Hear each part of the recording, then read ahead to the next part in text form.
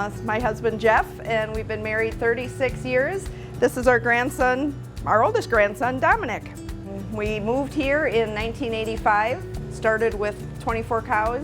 We're up to 210 milking cows. In 2014, we built the creamery because all our kids wanted to be a part of the farm, so we decided to do the value added. And here we are 7 years later on the creamery side, making cheese. So we have our son-in-law, Nathan and Nick, that do the farm side. We have our oldest daughter, Alicia. She takes care of a Facebook page and some other, helps out with other things on the farm. Her husband, Ben, has also helped out at times. We've also have a daughter, Courtney, who also helps out in the cheese plant side of things. So I guess it's just about putting an operation together that would maybe create a future for everybody that wants to be a part of it down the road, even the grandkids someday. Today we're going to make cheese on our dairy farm here where we have a cheese plant. Come on in and we're going to get started. Right now we're getting everything ready for cheese making. We're sanitizing all of our equipment and vats where we'll be making the cheese. For regulation purposes, we have to keep track of our temperatures on the chart here, where things are at. Okay, so one of the things we have to do is test our milk for antibiotics for every vat of cheese we make, and that's an industry standard. All dairy plants, whether it's bottled milk, cheese, yogurt, whatever, it's required. We have to test for antibiotics. We basically take a sample of the milk that's been collected from the bulk tank. We put it in the strip, we'll close that, then that'll incubate for 3 minutes. Okay, so we're gonna pull our sample out now. The timer has gone off. We're gonna put it into our reader. We'll shut the door. And it came up negative, which is not a surprise because we also on the farm side, something that almost all farmers do is test for antibiotics in their milk. So we make sure everything's clear before it goes in the tank. But this is just a way of backing up our procedures. The milk you see going into the vat right now, last night the cows were milked, and 12 hours later we're making the cheese.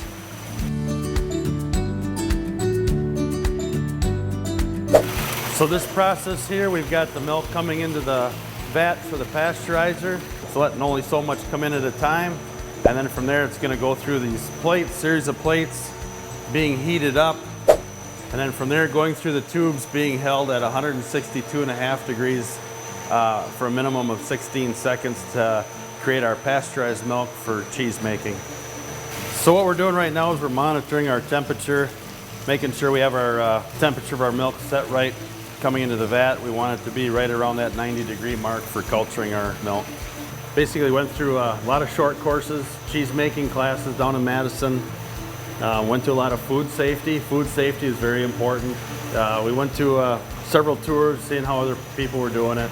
And then from there, we've used a lot of good consultants have helped us along the way. Master cheese makers, people who are very well educated on food safety, passing along that information, helping us with any questions we have. So a lot of good people helping us get started and helping us with our product development. Yep, we're getting to the end now. So we got the milk we need in our vat and ready to start the next process.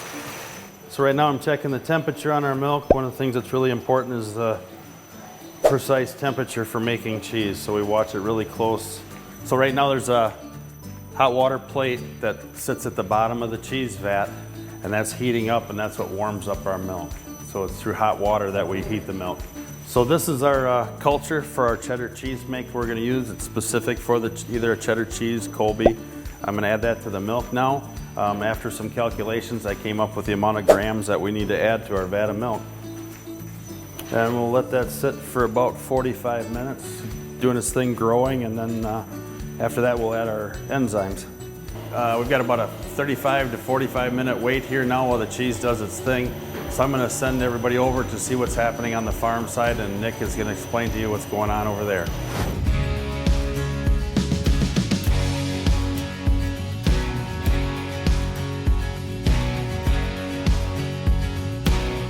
Hi, my name is Nick, and we're here in the parlor at Metz Hart-Land Dairy, and we started about 5 o'clock in the morning. We're milking about 200 cows twice a day, and from setup to cleanup, It takes us about 3.5 hours to get everything finalized and done and out of here. The process is it's a double 12 parlor, and we have Jerseys, Holsteins, Brown Swiss, and our Holsteins are either red and white Holsteins or black and white Holsteins. So this is where we start after we get all 12 cows brought in here.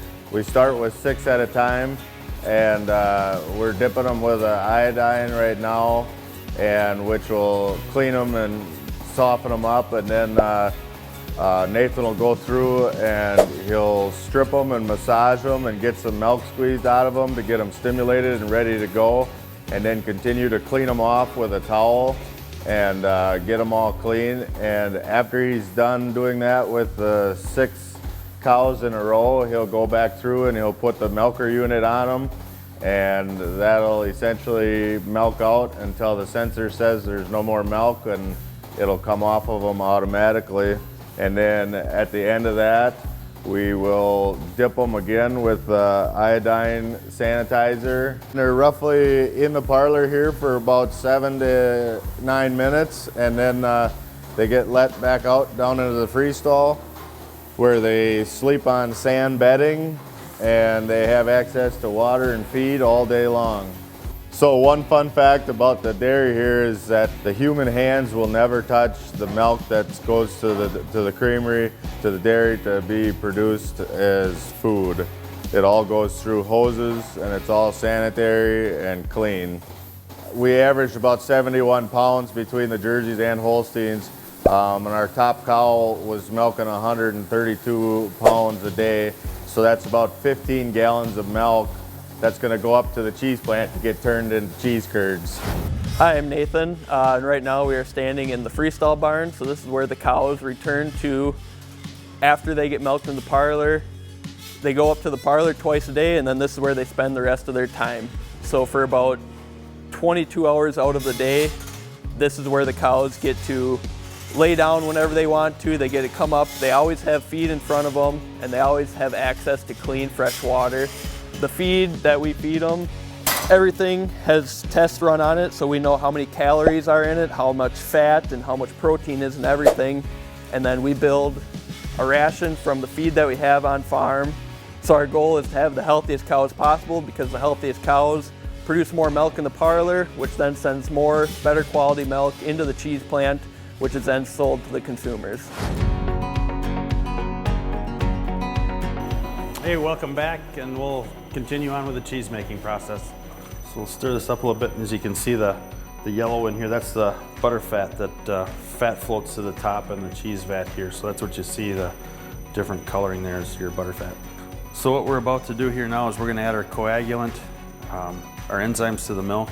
And what that's gonna do is cause this milk to coagulate over a period of about a half an hour to 35 minutes, creating like a big old vat of jello.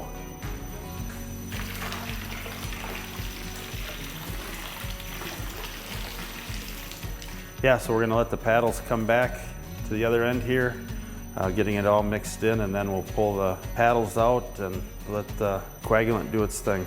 And that butter fat you see floating on top, when it goes through the cook process, that'll all dissolve and mix back in with the cheese. So we're gonna turn these, we're gonna stop the churning in here. So we pulled the paddles out of the cheese vat here, and now it's a waiting process again, waiting for the coagulant to do its thing. So we're gonna check the vat, see if it's ready to cut yet. Nope, not ready. We'll wait a little bit longer. These are what we call our curd harps or curd knives, and we'll be taking those a couple different directions through the vat. So we'll cut the vat one direction with the vertical and cut another direction with the horizontal. Okay, we're gonna check the vat here again, see if the milk is ready. It's getting really close, so in a couple minutes we'll check it one more time, and we should be ready to cut the vat.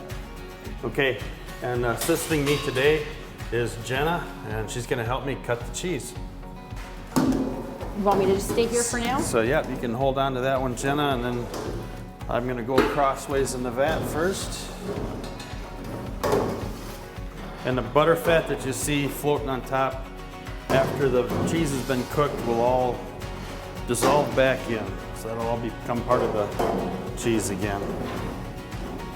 All right, go ahead and put yours in that way, Jenna. Just like this? Yep. So what you're gonna do is now you're gonna pull this way, and then you're gonna turn. Yep. Then you're gonna put your hand underneath here like that. Okay. And then we're gonna just go right to the other end. Walk it down. Okay. Gonna turn. Oh, how'd you do that?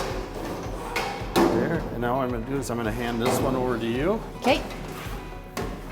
The same thing. Oh boy. Same thing. You got it? Okay. Yep. All right. We're gonna do the same thing. Ready? We're gonna walk it down the other end.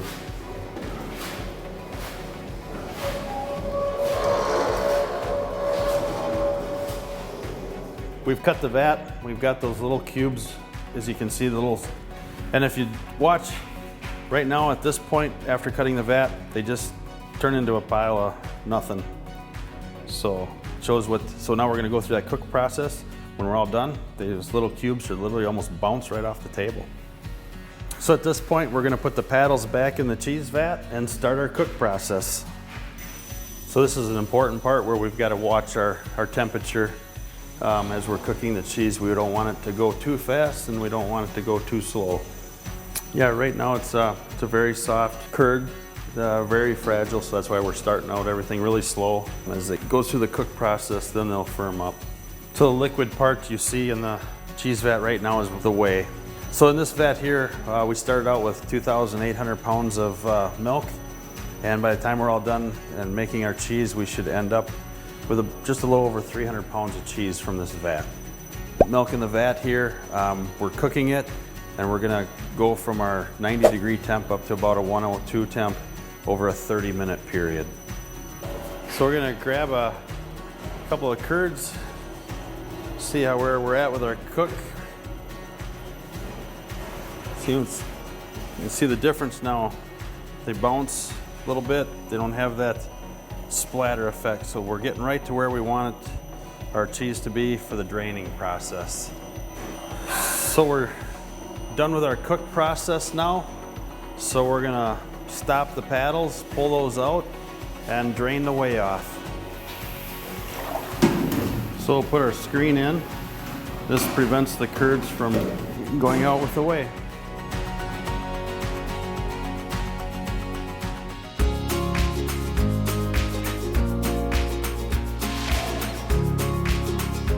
We talked about we're draining the whey off here, and one of the things I mentioned that we're feeding it back to our cows. It is a source of both protein and energy. It has sugar in it, so it has some good nutritional value for the cow. So it kind of helps us become a sustainable operation. So we're creating a trench here for the whey to go down. It's a little bit of a low spot in the vat, so that's where as we're getting our whey out.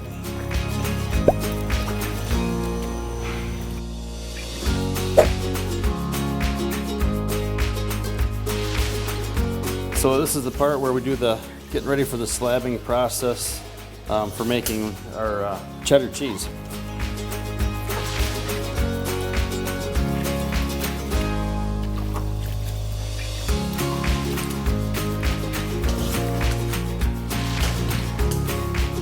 So the curds have all knitted together now, so they're forming one big mat, we'd call it, and we're gonna cut that mat and actually roll it over.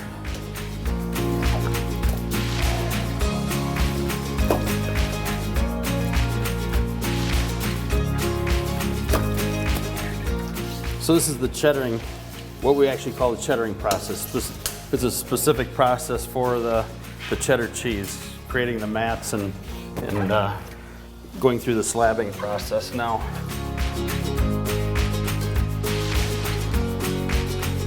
The purpose of this is obviously to get more of the whey out and change our pH in the cheese. The pH is going down on this.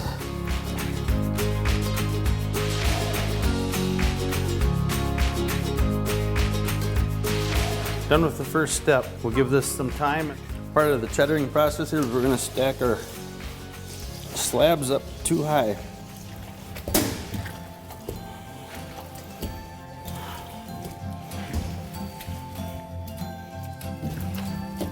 Then this is what The weight helps with stacking it too high. The weight of the slabs helps get the way out of the lower slab, and we'll go back and forth with that in the process, stacking one on top of the other. So we're done with that, and we'll come back in a little bit and roll the slabs over. Flipping them again, yep, stacking one on top of the other.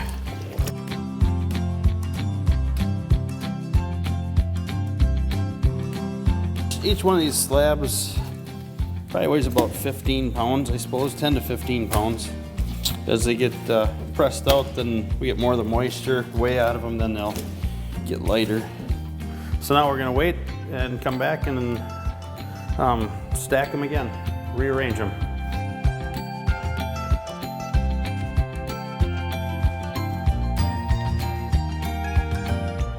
We got one more time here. We're gonna flip them again, and after that, we'll wait a little bit and then mill out the curds.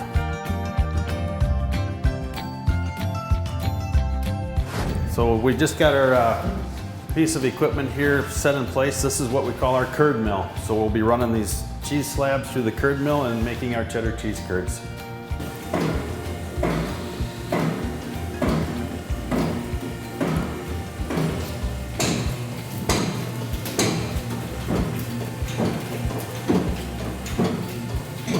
So what Eric's doing right now is we're adding a little bit of salt to the cheese that's getting milled out. We'll do this for a period of about 15-20 minutes, and we'll just keep adding a little bit of salt.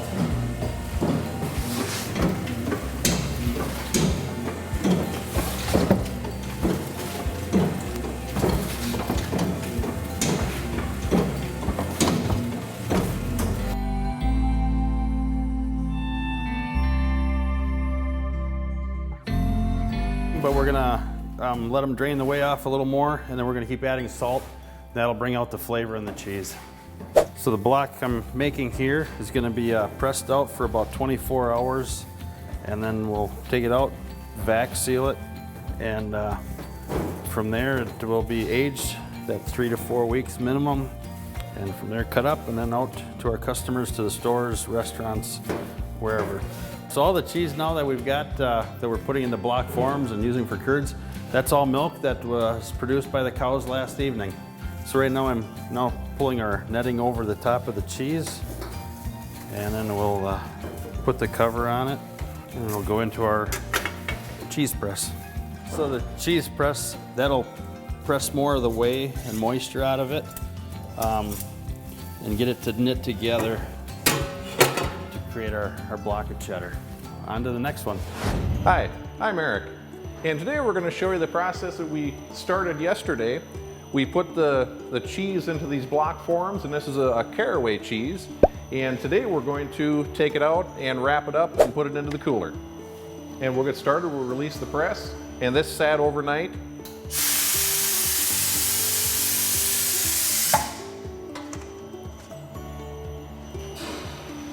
And this cheese yesterday started out as cheese curds, and then we flavored it in with the caraway,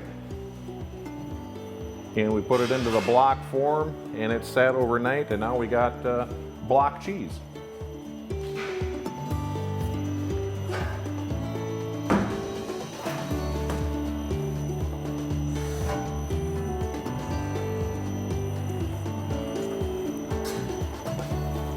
And this is the netting that we put on in the forms to prevent the cheese from sticking to the forms. And then we take it and install it into the bag. Then we'll go into the other room and we'll seal this up in the vacuum sealer.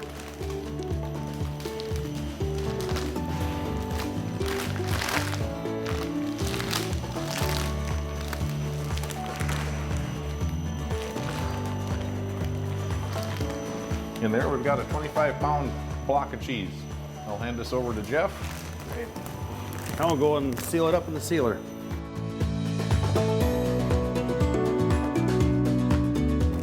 So we're going to put this in the vac seal machine.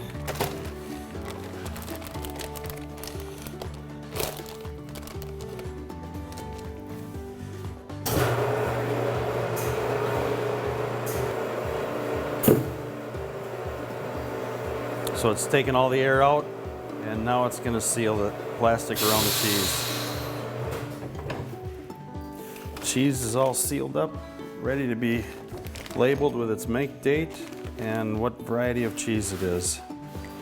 And that's how we vac seal and package our cheese, ready for aging. And in here, this is where the cheese is aged for a minimum of 3 to 4 weeks before cutting it up and packaging out for the stores.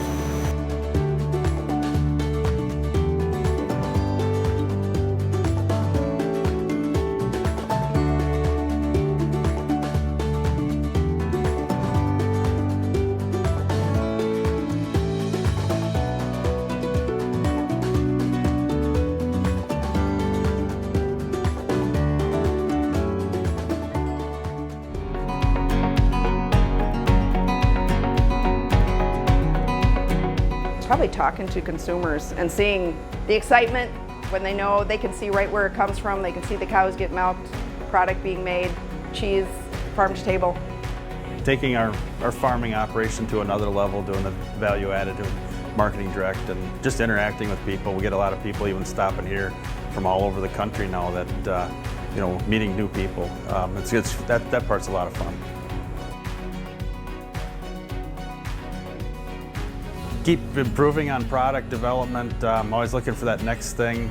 Kind of working with other people in the region, maybe not just a creamery, but maybe somebody else that's doing other products to create some co-marketing, co-branding, distribution, working on things like that. We're always looking for what'll take us to the next level and what creates some efficiencies. All right, well, thanks much for stopping by and seeing what happens in the cheese plant and around the farm today.